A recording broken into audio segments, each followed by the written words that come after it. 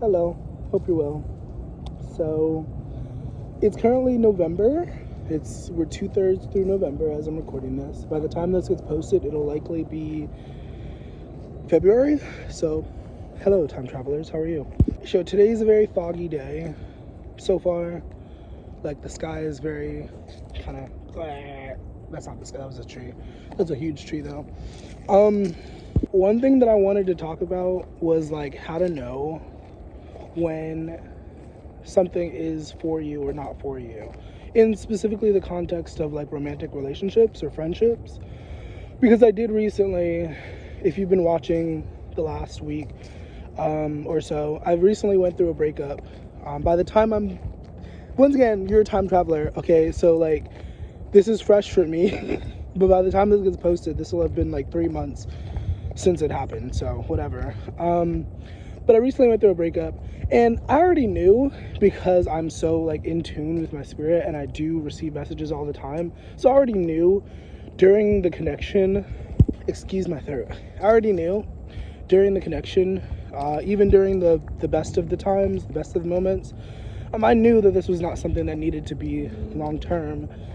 And so, I don't know, I kind of prepped myself for a long time. Like, I really did more in the situation because I wanted it to last. I really did want it to be more than what it was. But I was dealing with somebody who continuously used his words in a meaningless way. Like, he would continuously say things that he did not mean. And I don't want to necessarily call it lying, but to some degree it is. You know what I mean? If you're saying things you don't mean, you have no intention of following through on. Like, what the fuck? I have no idea who's going to be watching this in the future, so like I don't know how this is going to resonate with you. But if you're asking the question, you kind of already know to some degree. You know what I mean? Like, if you're asking, should I break up with my boyfriend, something within you already kind of knows, unless another human put it into your head. But even then, like, I don't know, spirit works in all sorts of ways, and like when you're really in tune, like, you'll get messages from all sorts of places. You know what I mean? I think it sucks sometimes being a seer, being somebody who is like so clear in their perception, because sometimes you see things about people that they don't even see within themselves. You know what I mean? And I definitely saw a lot of good things within this person that he did not want to own, and I also saw a lot of negative things. But like, you know what I mean? I saw a lot of things within this person that they did not want to own up to. So it made it really hard for me to engage with this person, because if I ever called something out, if I ever pointed something out that he did not want to acknowledge, he would like kind of gaslight me to some degree. And like, I don't know, I've said this to this person so many times. Like, there's a way to disagree with somebody without like disregarding their reality, or like denying their reality. Like, there's definitely a way to disagree. You know what I mean? Like, agree to disagree. But he did not like to do that most of the time. Like, he liked to flat out say, like, I don't know why you're perceiving me like this, but it's wrong. It's inaccurate. And I'm like, okay. And I don't know. Maybe it wasn't intentional. Part of me does believe that it was intentional. But regardless, it's because he just did not want to face certain things within himself. You know what I mean? He did not want to take responsibility for his power, for his pain.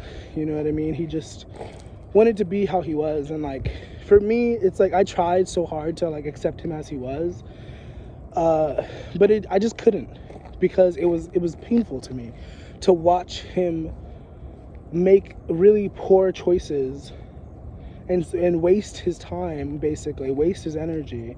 You know what I mean? Like, it was really annoying. And if you happen to be watching in the future, why are you so obsessed with me? You know what I mean? Get a grip.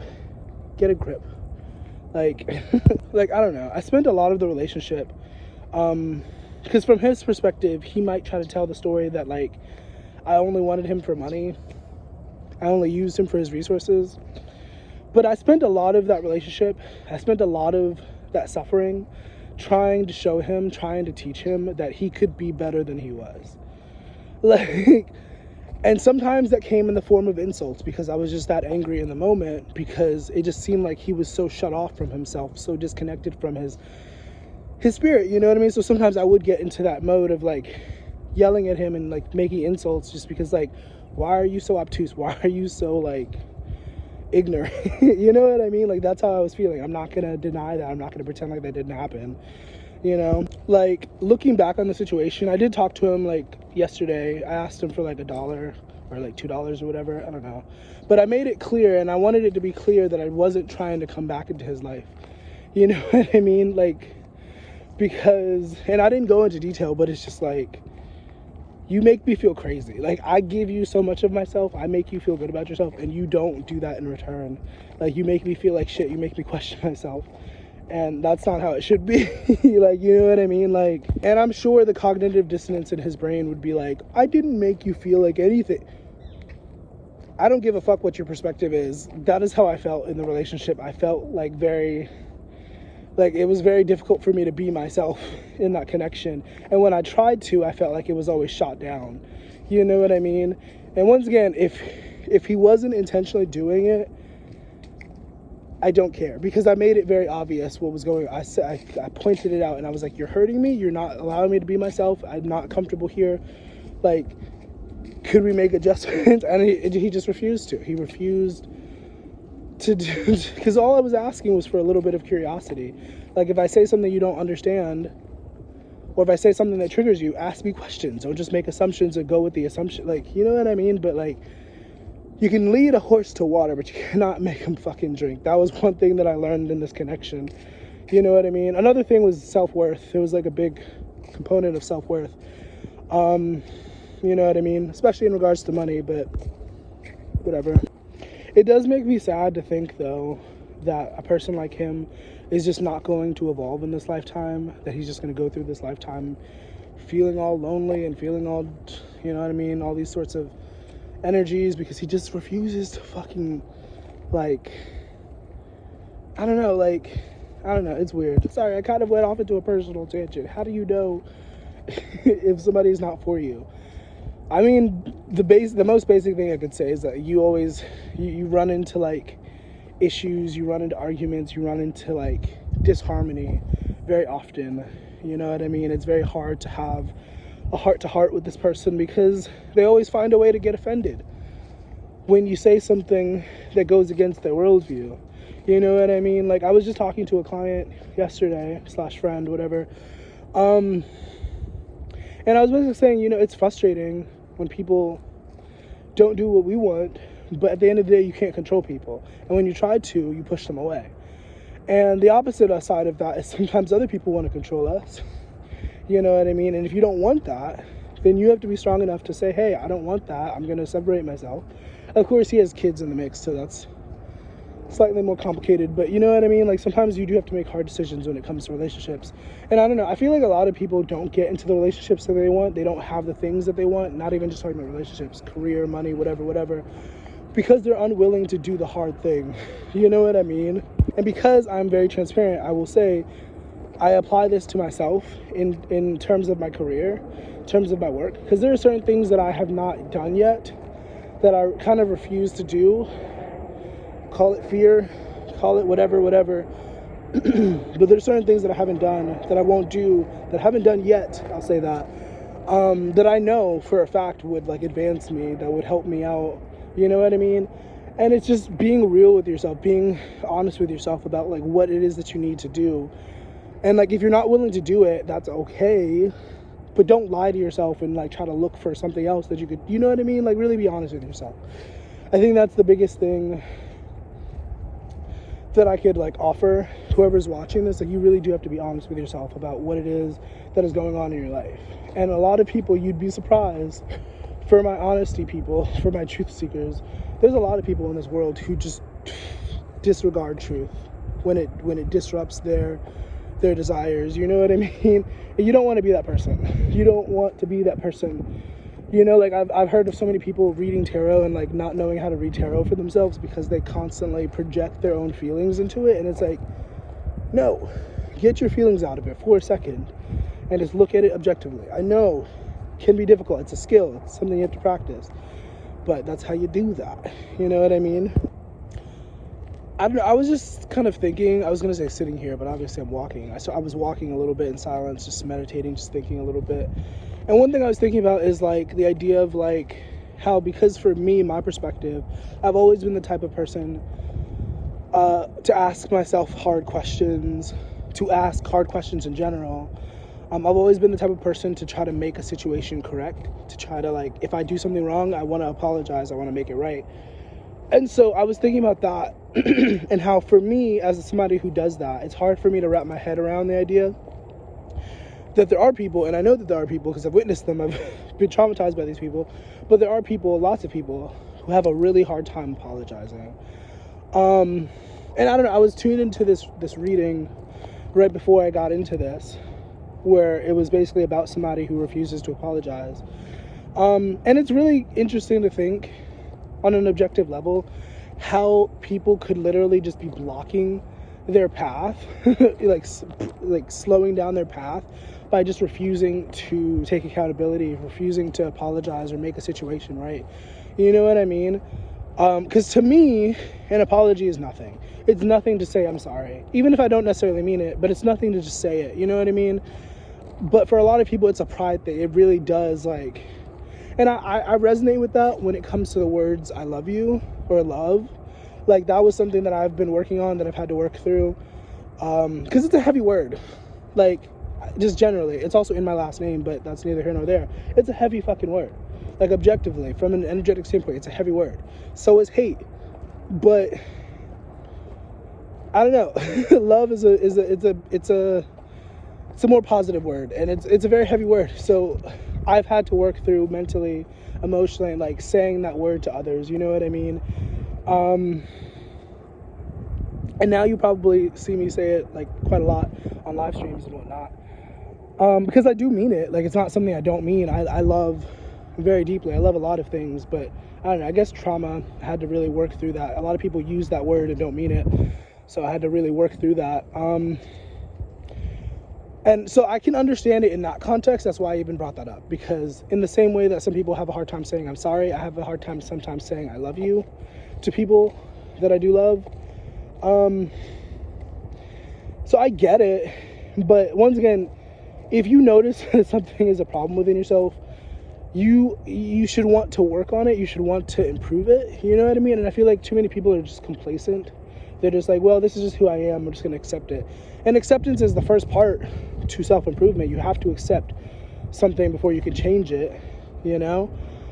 But, you know, I mean, because when you think about it, like, we don't live in a vacuum. And if you genuinely care about other people, if you genuinely want to be useful to other people, you do have to work on yourself. You do have to make improvements to yourself at times, you know, so you can be a better friend, so you can be a better partner, you can be a better businessman, whatever. I don't know, you know, like, the idea of somebody asking a question but not thinking about it themselves is ridiculous to me.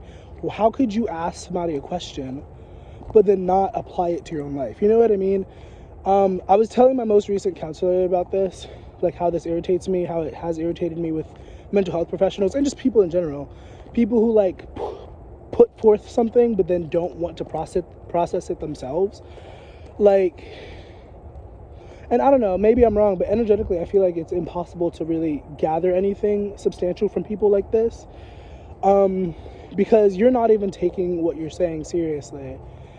And it's like, I take it seriously, but, like, you know, I don't know how to explain that better, but it's just like, if you're not taking it seriously and I'm listening to you, like, I can muster up what I can, but it's just like, there's, like, this sort of barrier that happens, because it's just like, I don't know, like, I don't know. It's weird having teachers, having people over you in life who are, like, stagnant and refuse to grow. Because, like, it's weird, because then, like, energetically, as somebody who's super sensitive, 9 times out of 10, I end up just wanting to leave that environment, leave that place, because it's like, you're trying to impart wisdom or teach or whatever, but you're not even taking it into consideration. You know what I mean? Like, I don't know, if I could get a little bit personal again. Once again, that's the big reason why I really did not appreciate this relationship, because he would say things, he would posit things, he would put things forth, but then I could tell he did not apply it to his everyday life. Like, at some point, he was sending me a verse of the day or whatever, like some sort of You know what I mean? Like some sort of, I forgot what he called it, devotion. And it was like he did not care to think about it critically. You know what I mean? Like, how does somebody read the Bible and then not try to apply it to their life? That is the most, you know what I mean? Like, empty thing that I could think of, like, in this moment. Like, what? And then when I would ask questions, he would give the most flat answers. And then he would try to lie and say, I do, I am open to... He would, like, Lindsay, he would lie all the fucking time. I don't know if he was just lying to himself or if he just was a liar in general. Like, he would just say things that were just not true. And then if I called him out on it, he would try to double back and, like, it's just like no accountability. It's like, you're not a man, you're a child. I'm sorry, you have growing to do. And then, like, also he wouldn't necessarily, like, he really downgraded, like, my work and stuff. Like, he like the YouTube and shit, like, he really downplayed that. And, like, sure, anybody else can do that, whatever.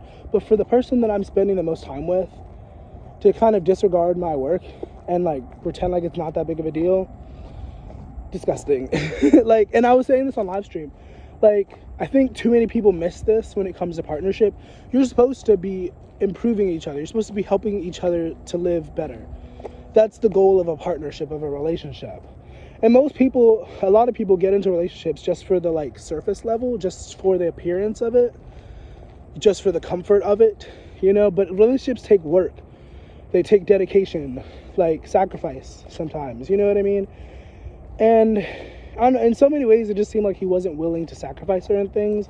And by sacrifice certain things, I mean, like, his time and his energy. Like, it takes nothing to check to see if your boyfriend is, like, live streaming, if you know that they live stream regularly. It takes nothing to ask your boyfriend, like, did you go to the gym today? Like, it was just little things that he would refuse to do consistently.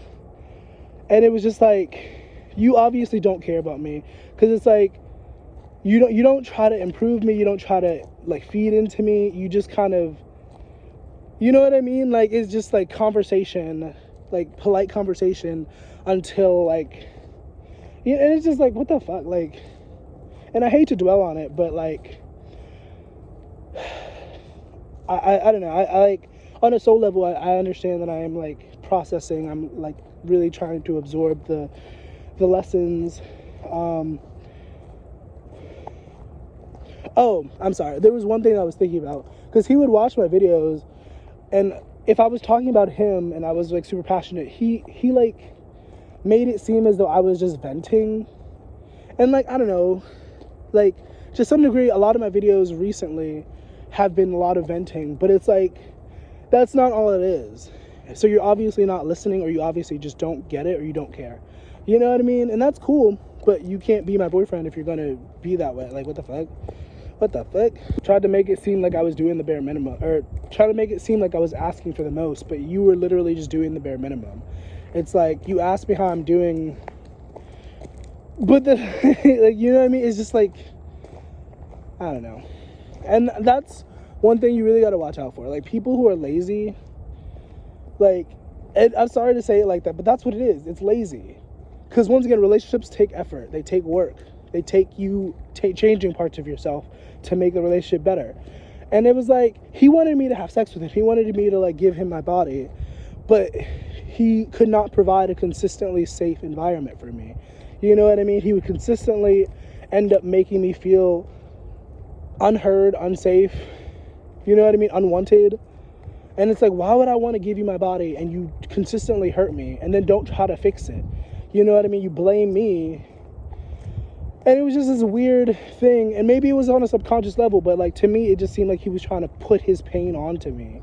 You know what I mean? Like, once again, the last day that we talked, or, well, the day that I broke up with him, I guess I should say, like, I really was trying my best to call him and, like, reach him, like, heart to heart, soul to soul, like, really understand what was going on. And obviously, I kind of knew that that wasn't going to work, but I tried. I was fucking trying. And it was like, the more calm that I brought to the situation, the more angry that he got.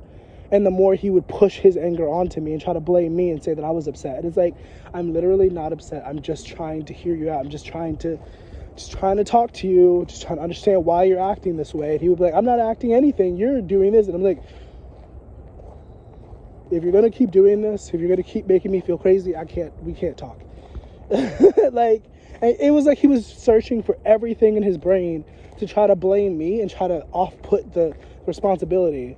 You know what I mean? It was ridiculous. And once again, this man is like twice my age.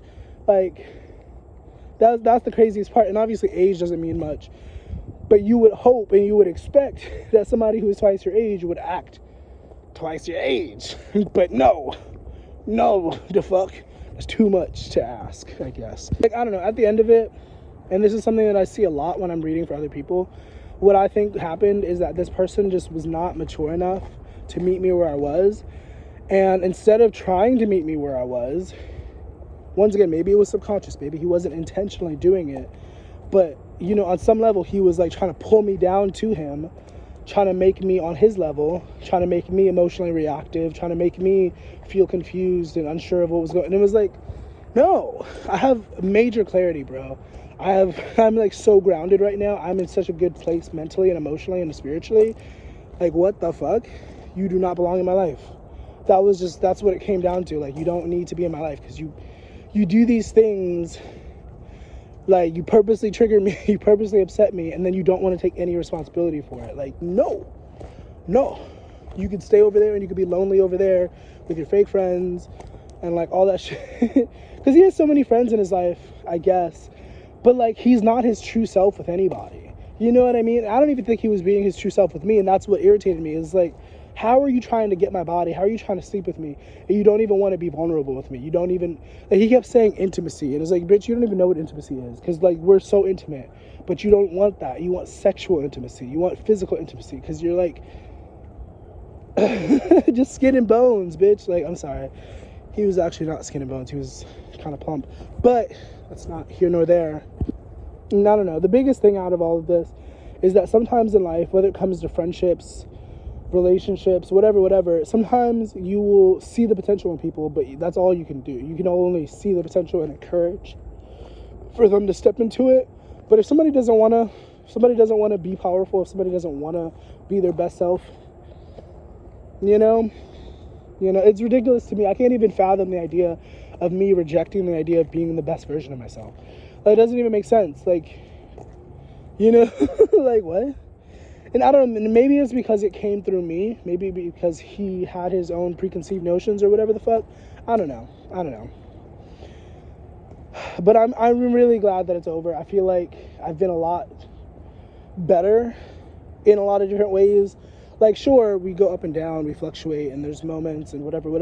But I feel like overall, I've been able to, like, really manage my time a lot better.